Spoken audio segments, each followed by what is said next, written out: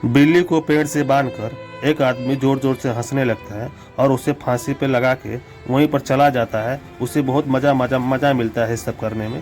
तभी उसकी नज़र एक बंदर पे पड़ता है, जबकि उसे बचाने में लग जाता है और बच भी जाती है। दोनों साथ में रहते हैं, केला भी साथ में खाते हैं, उनके परिवार जैसा एक ज़िंदगी बीतती है और जंगल में खुशी खुशी रहने लगते हैं।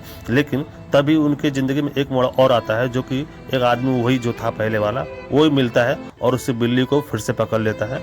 लेकिन पकड़ता है तो बंदर बहुत ज़्यादा गुस्सा हो जाता है और उसे ज़ोर ज़ोर से काटने लगता है। काट पीट के कैसे भी करता है, बचाता है, लेकिन वो खुद एक जाल में फंस जाता है। बिल्ली तो नाराज़ हो जाती है। तभी बिल्ली को जाना है बचाने के लिए और गोरिल्ला को लेके आती है। और वीडियो अच्छा लगेगा तो लाइक सब्सक्राइब कीजिएगा।